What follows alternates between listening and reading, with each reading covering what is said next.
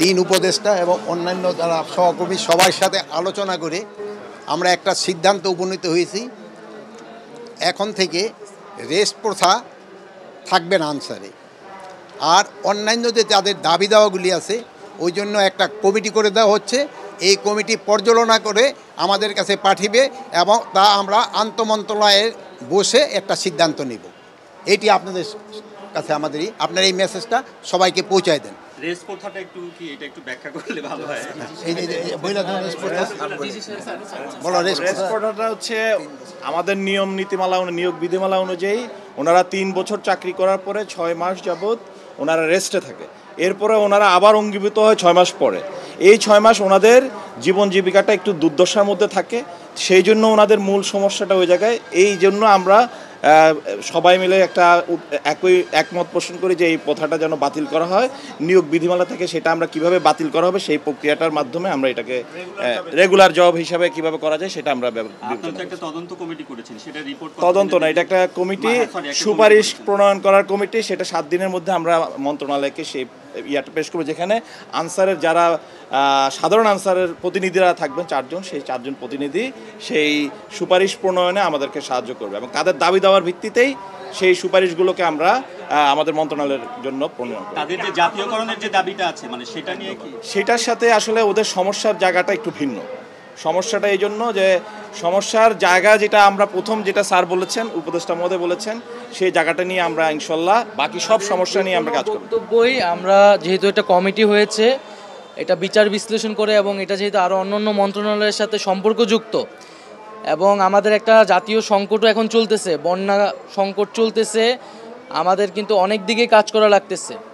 এই দুর্যোগ কালের ভিতরেও আমরা ওই কমিটি মূলত এটা বিচার বিশ্লেষণ করবে এবং সুপারিশ করবে। সেখানে আনসার ভাইদের যত সমস্যা আছে, তারা বৈষম্য এবং যে সমস্যাগুলো তারা ফেস করেন সেগুলো নিয়ে আলোচনা করে একটা যৌক্তিক সমাধানে আমরা পৌঁছাবো। তবে প্রাথমিকভাবে যে তাদের রেস্ট প্রথাটি ছিল সেটি স্বরাষ্ট্র উপদেষ্টা যেমনটা বললেন সেটি বাতিলের প্রাথমিক সিদ্ধান্ত হয়েছে।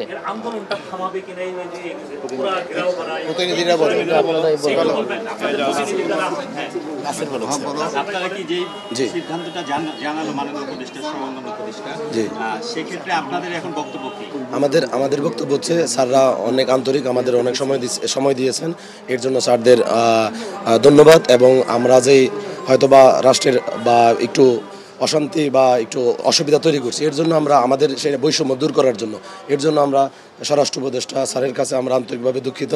এবং স্যার আমাদের যথেষ্ট আমাদের রেস্ট প্রথা বাতিল ঘোষণা করছে এবং স্যার আমাদের পরবর্তী যে কার্যক্রম জাতীয়করণের ক্ষেত্রে আমাদের যে দাবি, আমাদের এক দাবি যে জাতীয়করণের ক্ষেত্রে আমাদের উচ্চতর একটা মন্ত্রী পরিষদ থেকে একটা কমিটি দেওয়া হয়েছে। এর মধ্যে আমরা 4 জন আনসার সমন্বয়ক আছি এবং এই 7 কর্মদিবসের মধ্যে মন্ত্রণালয়কে এটার একটা পর্যবেক্ষণ বা একটা অনুলিপি সুপারিশ আমরা দেব।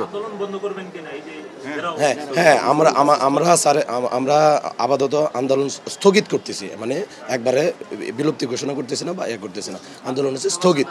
সবার সাথে আলাপ আলোচনা করে আমরা আপাতত আন্দোলন স্থগিত করবো স্যারের এই সিদ্ধান্ত বন্ধ করে দেব। হ্যাঁ, জি, সমাধান হওয়ার পর আমরা তো 7 কর্মদিবসের পর একটা স্যারদের একটা সুপারিশ দেব বা করব। এটার পর সমাধান হলে আমরা সমাধান পাওয়ার পর পুরোপুরিভাবে আমরা করব।